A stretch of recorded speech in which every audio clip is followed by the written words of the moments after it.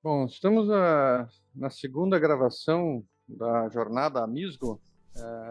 A primeira nós fizemos um bate-papo muito bacana com o Jeff, com o Márcio o Jeff do Prototipando e o Márcio da Pactube sobre a questão social, tá? Um exemplo muito bacana. E hoje nós estamos com um tema que está em voga, né? Porque a questão de investimentos está vendo todos os riscos de ESG e se monitorando dele para poder gerenciar melhor essas captações e empréstimos, tá? Estamos aqui com duas personalidades e amigos pessoais meus, né? Que são o Jackson, tem longa data nas cooperativas de crédito, que, a meu ver, é revolucionário um pouco do sistema de gestão de recursos via, né, cooperativas de crédito, e o Odelir, que representa a XP, que, sem dúvida nenhuma, foi a grande propulsora das captações de recursos para fundos e empréstimos de uma forma não centralizada nas agências bancárias, né? Então eu passo de pronto aqui para o Odelir, para ele poder se manifestar, se apresentar, né, contar um pouco dessa revolução, e depois, na sequência, eu peço para o Jackson fazer o mesmo posicionamento. Bom, antes de tudo, obrigado, Paulo, pelo convite. Jackson, a XP, então, começar já falando da empresa, né?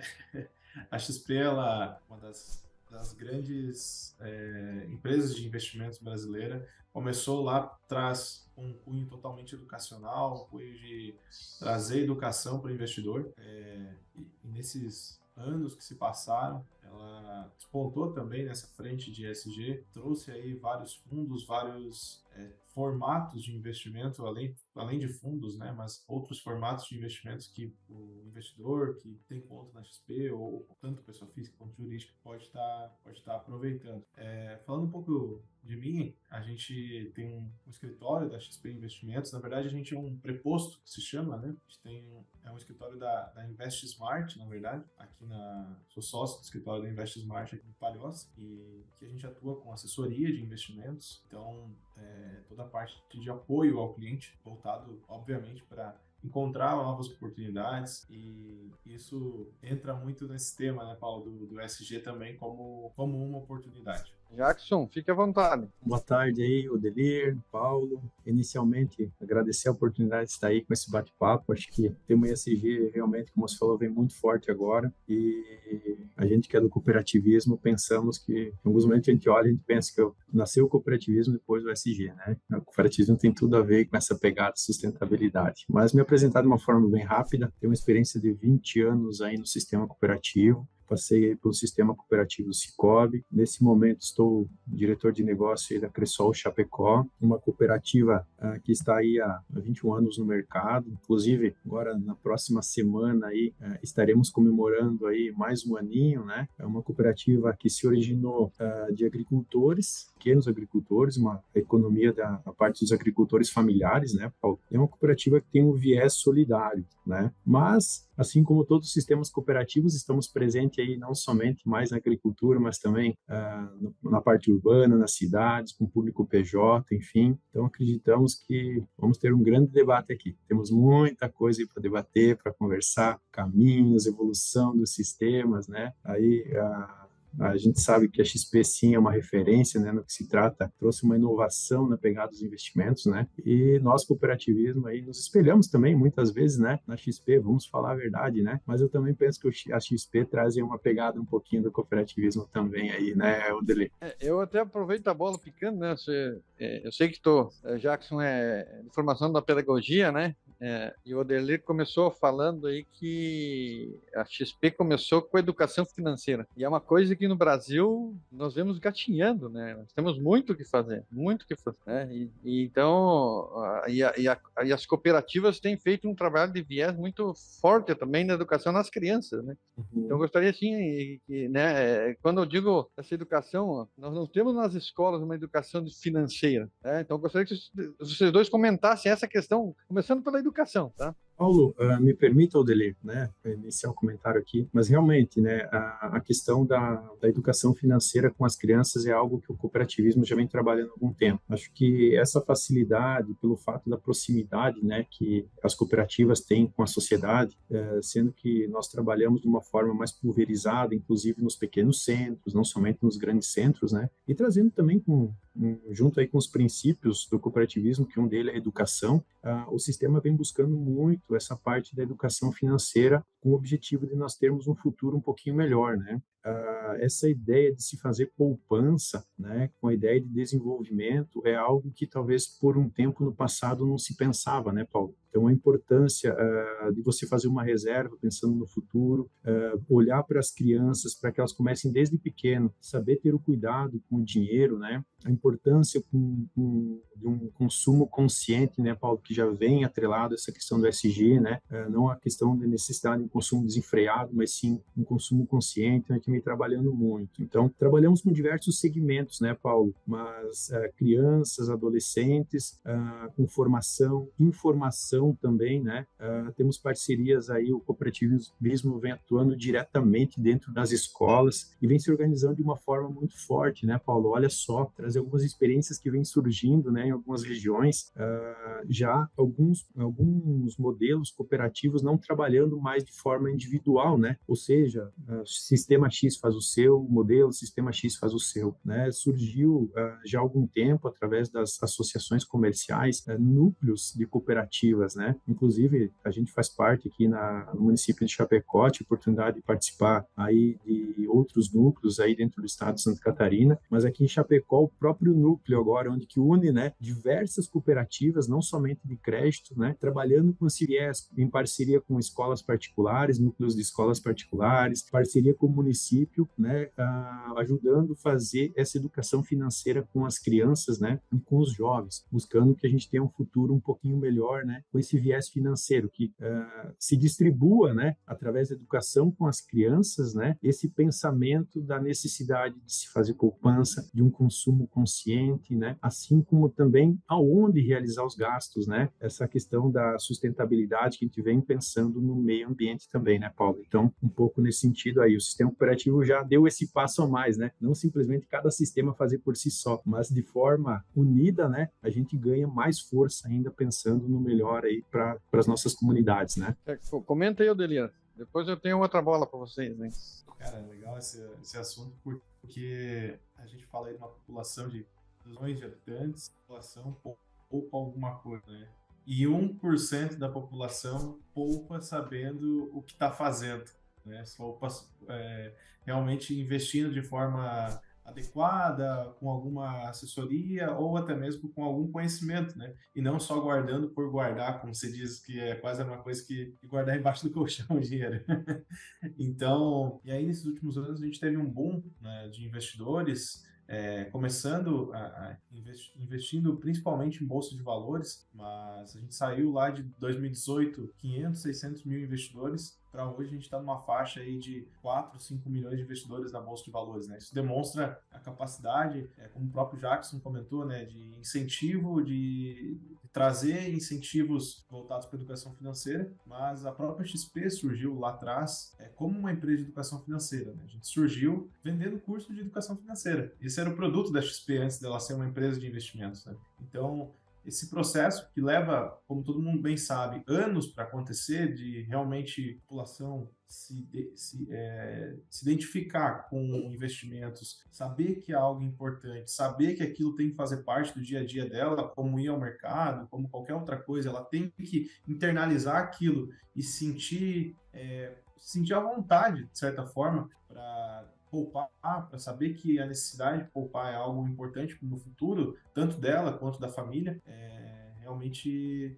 essencial para uma sociedade se desenvolver, né? A gente vê países endividados, países com grandes uma população que muitas vezes não tem uma educação financeira adequada, que esse é um dos grandes problemas, né? A educação financeira, que essas pessoas que estão tomando decisões, muitas vezes, elas vieram de uma família que não tinha educação financeira. E aí isso repercute em empresas, repercute em governos e assim por diante, né? Então, a gente vê casos direto na mídia, acho que talvez deixei até uma bola aí para o Paulo puxar esse assunto, porque realmente problemas de educação financeira se espalha não só na vida pessoal, mas para negócio, para governo, por aí. Tu deixou uma bola para mim, eu quero aproveitar e contar um pouco da minha história, tá? Quando você falou em inadimplência, é uma coisa que caracteriza claramente o que nós temos que fazer. Nós temos que pegar os recursos, botar ele a produzir fartura e ele tem que fechar o ciclo e voltar aos seus proprietários originais, deixando um rendimento para quem operacionalizou.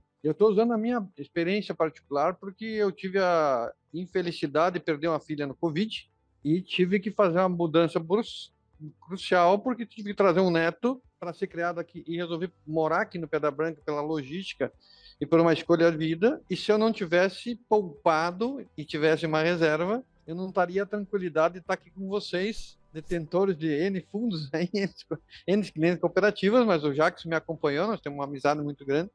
Então a poupança é para nos dar equilíbrio, certo?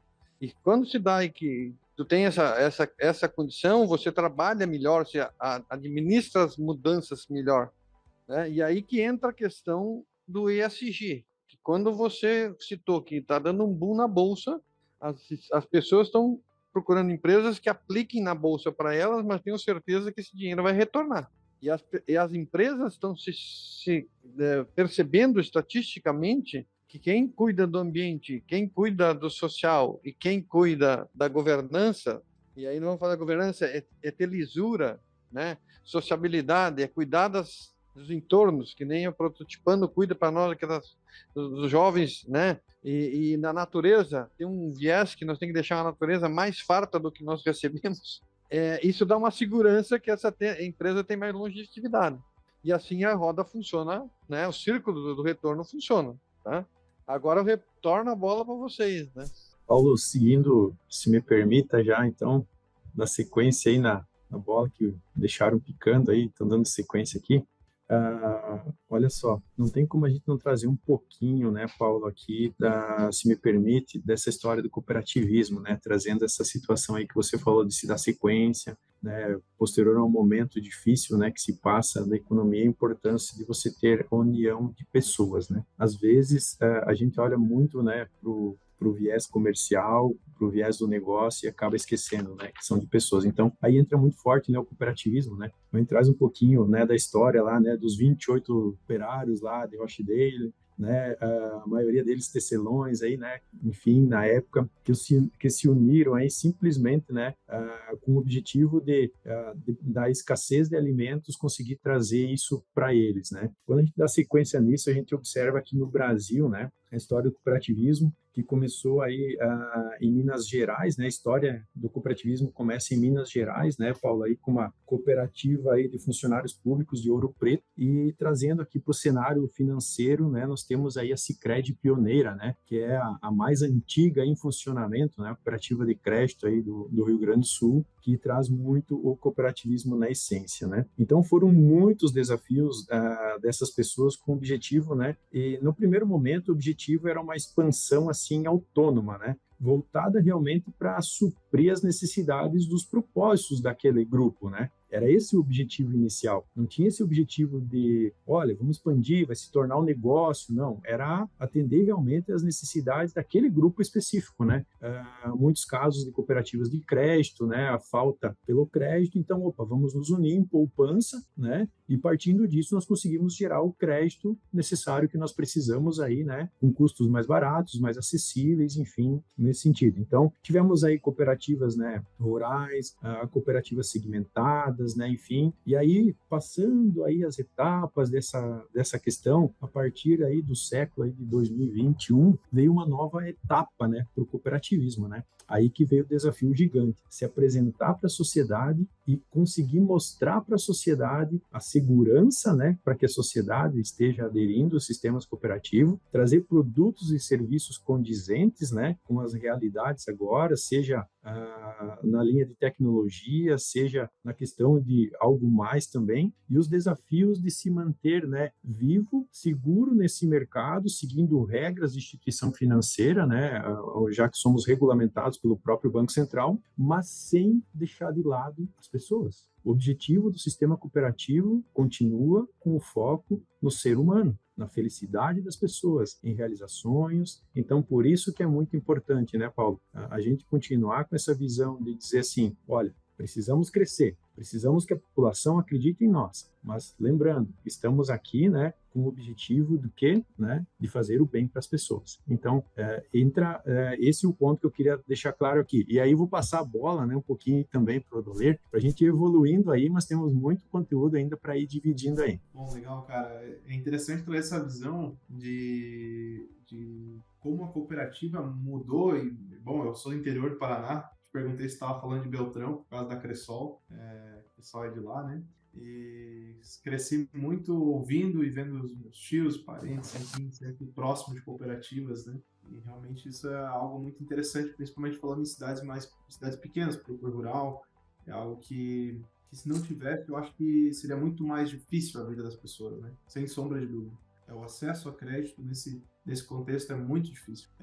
Mas aí eu queria trazer um outro lado aqui também, pensando um pouco no investidor pessoa física, que acaba buscando e tenta entender o que é uma empresa que realmente pratica ESG, e aqui focado bem em governança, eu acho, né? Porque a gente teve vários casos de problemas de governança esse último trimestre aí no Brasil, vamos dizer assim. Então, é um caso bem emblemático e bem interessante para trazer. Acho que muitas pessoas que estão assistindo isso e veem o tema ESG, veem governança, acabam querendo entender um pouco melhor esse contexto, né?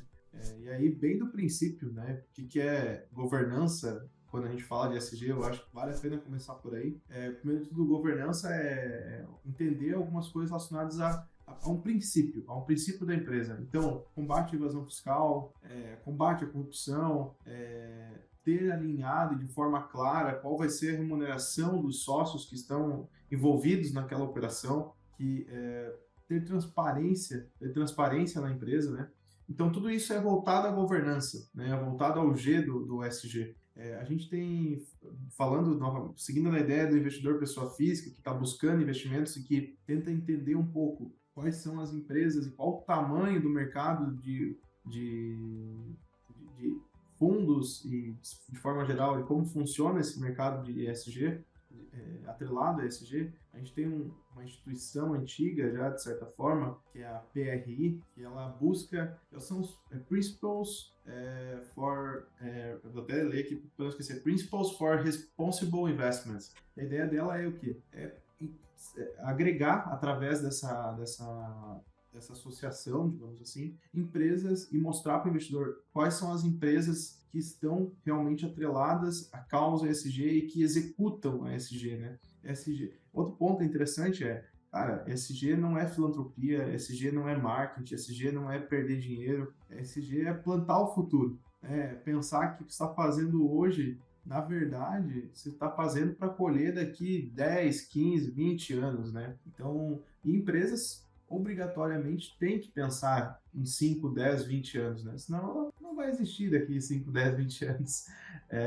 Então a gente parte, por exemplo, esse PRI, ele monitora quanto de capital que é administrado no mundo ligado a empresas que estão voltadas ao ESG. E só para vocês terem uma ideia, a gente está falando de cerca de 110 trilhões de dólares. Esse é o tamanho do mercado hoje de fundos, tanto privados quanto públicos, obviamente, que estão ligados de alguma forma, né, com ESG. E aí, falando um pouco dos índices também, né, dos indicadores que o investidor que está interessado em saber o retorno, que o Paulo tanto comentou, o que é o retorno no final das contas, né? Não é só o cara investir em ESG, mas sim ter o retorno, que é você comparar o índice de investimento americano de empresas médias e grandes e o índice de investimento de empresas atreladas a ESG, que aplicam alguma coisa relacionada a ESG ou que estão evoluindo o ESG dentro da empresa.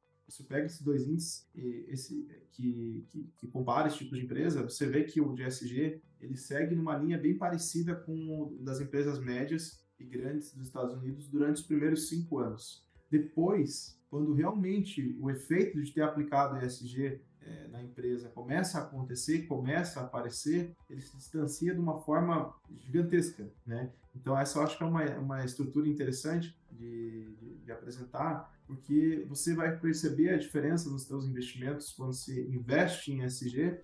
Gostaria de colocar que nós estamos engatinhando em ESG no Brasil. Nós estamos, agora vem uma turbulência, porque realmente existe. Eu vejo assim minha trajetória. Vou dar um exemplo bem prático, né? Quando nós trabalhávamos na empresa do meu pai e nós íamos produzindo, ia fazendo.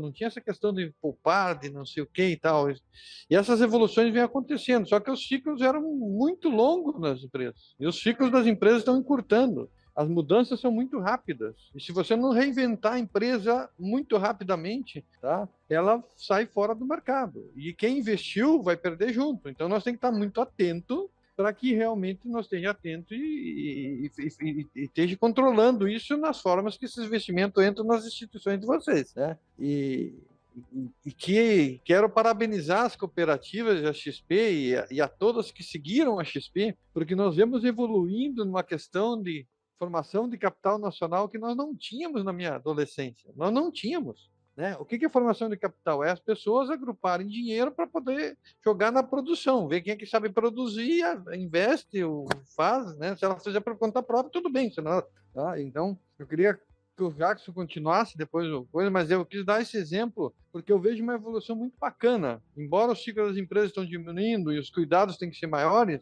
certo? Nós temos que cuidar os greenwashing, nós temos que cuidar os caras que ficam usando do marketing para se esconder e fazer coisas e depois, né? Tem umas americanas, por exemplo, aí bagunçou o mercado financeiro, né? Por quê? Por causa que esconderam dado de balanço. Tá? A auditoria é feita interna, é feita para americanas. Então não diz nada para o público. Mas assim, Paulo, pegando a bola que tu deixou assim, dando sequência nesse sentido, cara, é algo fantástico você falando assim, nessas pegadas, tem tudo a ver com o cooperativismo. Cara, são poucos os segmentos, eu sei que tem mais segmentos, mas assim, o cooperativismo ele tem uma capacidade, né, de conseguir colocar lado a lado aí dois pontos, né, que é o primeiro momento parecem oposto, né, que é o econômico e o social, né. Então, esse é um ponto que o cooperativismo traz muito, né. Então, o individual e o coletivo, produtividade e a sustentabilidade. Então, a gente vê que o cooperativismo ele traz tudo isso. E quando você traz, além de tudo isso, a questão da transparência, né?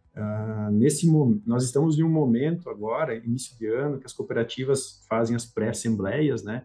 As assembleias, onde que é um momento que a gente tem um encontro com o sócio, inclusive, agora às 17 horas vou estar palestrando em uma das nossas pré-assembleias, né? Então, daqui a alguns minutos, daqui a algumas horas, vamos dizer. Então, tem esse outro compromisso também. É o momento que nós nos encontramos com o sócio. É o momento onde a gente, quanto diretoria, seja o conselho eleito, né, que é eleito pelos sócios, né, também a diretoria executiva, que é uma diretoria contratada, então é um viés de governança profissional também, já regrado pelo nosso órgão máximo, que é o Banco Central, né, que a gente dá oportunidade para que o associado conheça os números da cooperativa, saiba que caminho que a cooperativa dele está seguindo, entenda quais os investimentos realizados em sustentabilidade, em educação, na comunidade e também um momento para que ele consiga estar opinando, né? Opinando e trazendo as necessidades que ele está sentindo lá fora para que a cooperativa consiga se moldar e buscar os caminhos para atendê-lo, né? Assim como a assembleia, né? Uma sequência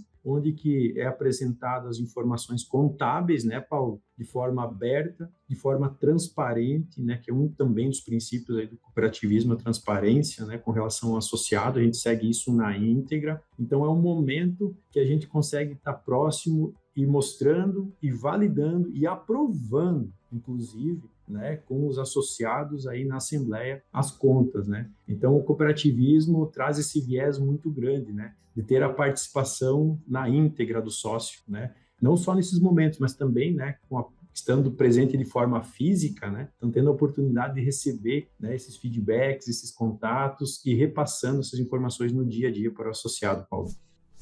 Seguindo essa linha de transparência, né, é interessante colocar essa dinâmica, porque o Paulo falou essa questão das americanas, né? Essa acho que é um dos casos mais emblemáticos que a gente pode ter quando se fala em governança, né? Cara, é um dos pontos mais críticos e que traz um alerta para o investidor, principalmente, né, para entender e se aprofundar cada vez mais nos tipos de investimentos que ele está realizando. Né? Não é que não deve realizar mais coisas que são de varejo ou que estão ligadas, não é essa a questão. A questão é entender qual alto é o grau de governança dessa empresa. Né? Porque aí a gente entra numa métrica, você consegue medir de verdade aquilo. Uma empresa listada na bolsa, ela não é como uma cooperativa que você consegue sentar para discutir próximos passos, mas ela tem também uma total transparência, ela segue níveis de transparência e de apresentação, por exemplo, de relatórios trimestrais e de todo o balancete, enfim, toda essa dinâmica de apresentação de resultados, né? Existem vários níveis dentro das bolsas de valores, por exemplo, Novo Mercado, que é um tipo de nível de governança de alta excelência que só algumas empresas da bolsa de valores estão aptas a participar do nível de Novo Mercado, por exemplo. Existem subníveis dentro desse nível do novo mercado que permite que as empresas ganhem como se fossem selos, né, para atingir esses níveis de excelência em governança, né? Mas quando a gente fala de governança de modo geral, eu acho que um dos pontos mais interessantes para se trazer é que a aplicação de ESG ela tem que vir de dentro para fora. A aplicação de governança da empresa ela tem que vir de dentro para fora. Então, vai desde a comunicação, da cooperação, princípios de criatividade que precisam existir dentro da empresa, ou seja, a pessoa que está, o colaborador, ele precisa saber e pensar em formas criativas de resolver problemas que tragam essa governança. Né? Não necessariamente precisa ser um processo definido, pode ser algo criativo realmente, né? E que gere uma ciência de governança nas pessoas. Né?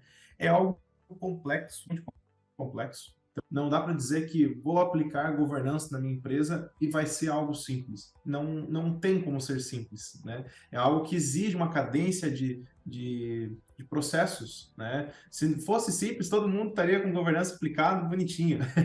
Mas é algo que, como eu disse antes, lá no início da conversa, que traz resultado no longo prazo. Né? Então, também exige uma mudança de cultura quando a gente fala de processo, de comportamento, e eu acho que o principal de tudo, né? Exige uma baita de uma coragem do empreendedor, do dono do negócio, de assumir essa responsabilidade de que, não, vamos a partir de hoje implementar ESG dentro da empresa, vamos implementar técnicas de governança, vamos abrir os livros para auditoria. Exige, então, uma baita de uma coragem no final das contas, né? Eu acho que as minhas considerações com vocês se dobram nesse momento. Sou admirador do trabalho de cada um de vocês, o Delir, uma empatia enorme de pouco tempo, né? Mas muito forte, muito forte. O Jackson, uma história muito grande de lançamentos, de fusões, de incorporações, né? Que a gente teve junto, votando, participando. E dizer para vocês que me sinto renovado porque eu tenho que fazer mais 30 anos para acompanhar meu neto, né? E eu quero dar independência dele. É um autista que vai ser independente e capaz. Talvez você até colega do Deliri, tá? Porque diz que os autistas têm um foco muito forte para inovação, né? Mas eu queria encerrar isso dizendo para vocês uma coisa muito interessante, né? Vendo esse movimento e a formação das empresas na área de inovação, né? Aqui junto com o Inaitec, junto com a Impact Hub, junto com a CAFE, já nesse viés, né? Cuidando isso, porque e formando comunidades. Eu não imaginava que na inovação as pessoas trabalhando no computador podem estar conectadas com o mundo e falando coisas bacanas. Mas eu quero comentar, sim, que como deu um viés agora recentemente na área ambiental, das convenções de Kyoto, que foi a última, né, de Paris e tal, Há quem diga que não vai esquentar a terra, há quem diga que vai, mas a grande verdade é que nós estamos cuidando da nossa terra melhor que nós cuidávamos antes. E o setor financeiro está cuidando de uma forma assim, porque se vai esquentar mesmo, vai dar um colapso e nós vamos ficar com a bucha quente na mão. Então, tudo está dizendo assim, cara, eu comentei na palestra passada, eu viajei mais de 1 milhão de quilômetros, eu vi empresas crescerem e quebrarem, poucas têm sustentabilidade, tá? Eu vi assim e as que fizeram tinham viés já de cuidar dessas coisas, né? Certo? Dos seus funcionários. E a melhor relação que tem é a relação interna para depois ter a relação externa. É o que o Dolir falava, que é a comunicação. Às vezes tem muita coisa bacana que a gente consegue agora informar, porque a aceleração está grande, mas não consegue passar para a base. Então, aí dá um descompasso e a empresa, às vezes, quebra por um simples descuidado desse. Então, eu queria dizer a vocês, muito obrigado. Essa conversa não termina aqui. Eu estou à disposição de vocês a qualquer momento. Sou apaixonado nisso, né? Quem me conhece para falar disso. Que é cada um que cuidar mais da natureza, cada um que olhar mais para o semelhante do lado, certo? E cada um que vê os princípios divinos, que é respeitar o ser humano. Olha para o teu lado. Nós não somos perfeitos para um precisar do outro. Passo para você. Dolir, se me permite, na sequência aqui, então, agradecer, Paulo, um bate-papo de muito conhecimento, acho que é uma experiência fantástica, né? Pelos anos que nós temos experiência, mais uma experiência a sua pessoa tem conseguido me proporcionar aí. Estou muito feliz de ter participado desse bate-papo aí, conhecer o Dolir, conhecer outras pessoas maravilhosas que têm uma linha de pensamento também pensando no bem. Eu costumo utilizar muito esse termo, né? Então, para fazer um fechamento, né, quando a gente fala de ESG ou ASG, como preferirem, né, trazer um pouquinho assim da visão do expectativa, né? A pergunta acho que é assim, que mundo queremos deixar, né, para os nossos filhos, né? Acho que é uma expectativa nesse sentido também, né? Mas também, que filhos queremos deixar para esse mundo? Acho que é um desafio. E quando a gente vem aqui pensa na área ambiental, acho que então a importância da gente estar adotando, né, já trazendo a responsabilidade de governança, né? A importância de a gente estar adotando, né, processos e trazendo para nossas empresas a questão de energias limpas, né, que tem o menor impacto, né? Nós, quanto cooperativa também, né, Paulo, estar proporcionando linhas de crédito que dê acesso, né, à população, a empresas, enfim, a também fazer esse investimento, né, para que consigamos, né, aumentar esse lastro, né, de energia limpa, de menos impacto no meio ambiente. Quando a gente fala da área social, não tem como ser diferente da gente falar do que a gente está fazendo hoje, né? Compartilhamento de ideias, né? Esse é o ponto que a gente vem para a linha social. Então, é acreditar de fato, Paulo, que ninguém perde quando todo mundo ganha. Esse é o ponto. É isso que a gente trabalha aqui dentro do sistema cooperativo. Então, a gente entende que o social é nesse sentido. E quando a gente traz para a linha de governança, é realmente a transparência, que já foi citado aqui, me desculpe a redundância, mas não tem como deixar de trazer aqui, a responsabilidade e a coragem de gerar um resultado, mas muito mais do que gerar um resultado, o que é feito com esse resultado. E, mais uma vez, eu quero exemplificar, né, pelo cooperativismo, que hoje essas divisões de resultados em cota capital, ou que no passado era com algo que o associado, para fazer parte, tinha que pagar um capital social, hoje, com o resultado, ele está aumentando seu capital social e está tendo uma perspectiva, né, não substituindo uma previdência complementar, né, aí, mas uma perspectiva de ter reserva também futura, né, com o seu próprio resultado gerado. E para finalizar, né, ainda, Paulo, aqui, na linha de sustentabilidade, não tem como fugir de uma questão. As pessoas estão no centro de tudo, das ações, das decisões. Então, esse é o ponto. A partir do momento que a gente tiver o olhar, seja quanto empresário, seja quanto amigo, seja quanto pai no dia a dia, e nós tivermos olhar para as pessoas, né, preservar nosso meio ambiente, nós seremos seres humanos muito mais felizes. Então, agradecer mais uma vez e aqui eu encerro minha participação, Paulo, contigo aí, né? Se tiver mais alguma pergunta, estamos à vontade, mas nos vemos em breve, né? Sim, só quero reafirmar, nós vemos nesse mundo para ser feliz, né? E quem errar o caminho vai pagar o preço.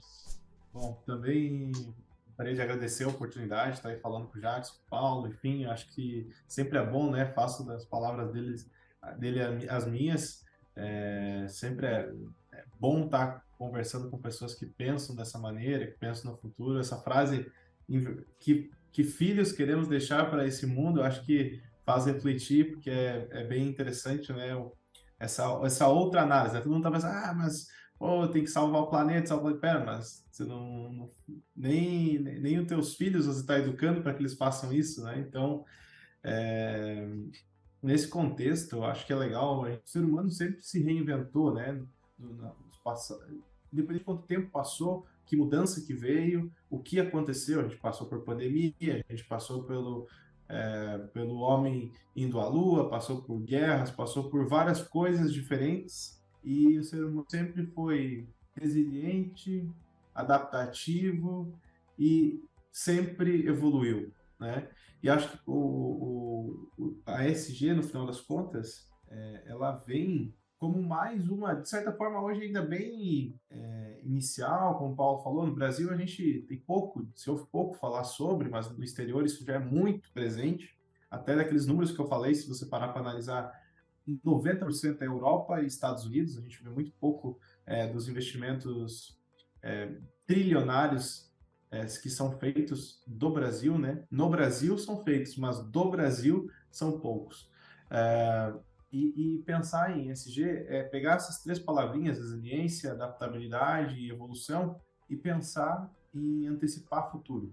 É isso que a gente faz, basicamente. A gente acelera essas mudanças e antecipa futuro, né? Então, acho que o termo ESG, ele vem com esse cunho de antecipar o futuro, né? A gente está aqui pensando e antecipando mudanças que a gente sabe que vão acontecer, mas pensando em como preveni-las, como melhorar de modo geral, né? O Paulo falou, cara, a gente veio para ser feliz, então vamos fazer isso dar certo, né?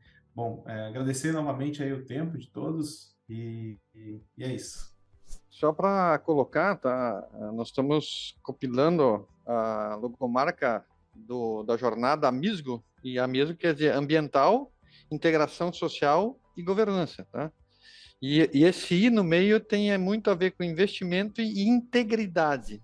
A palavra para mim, integridade, me diz muita coisa, tá? Me diz tudo. Se eu não estou fazendo aquilo que me diz, se eu não posso dizer para o meu filho, então não faço. Eu não faço. Tá? Então, e embaixo vai ter 3 R's: respeito, regras e resultados. Se não tiver resultado, não faça.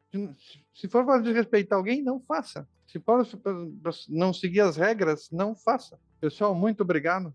Essa conversa vai deixar eu pensando durante a noite. Espero que nós possamos levar isso para mais gente, que prolifere essa ideia, que vocês estejam presentes. Se vocês quiserem voltar a falar aqui. Paulo, me permita, Odolir, também, para aqui fazer o registro dessa colocação que eu fiz que filhos, né, deixaremos, né, para o mundo. Isso saiu do nosso vice-presidente, não sei também se ele ouviu em algum outro local, no momento que nós fomos parceiros aí no desenvolvimento do ProERD. O ProERD é um programa aqui na região oeste de Chapecó, que o pessoal desenvolve com as crianças, né, para evitar essa questão das drogas, conscientizar, né, da importância do não às drogas, né, nesse sentido que a Polícia Militar desenvolve. E aí nós estávamos lá, sei lá, quase 1.000 crianças lá, e ele cochichou no meu ouvido, nós estávamos falando nesse sentido, né, ele falou, pai, o segredo é que crianças vão deixar para esse mundo, né.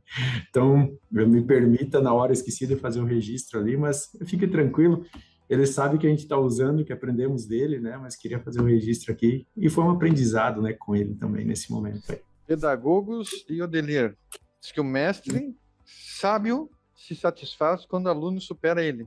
E o pai, quando o filho supera ele também. Essa é a nossa meta, né? Isso aí.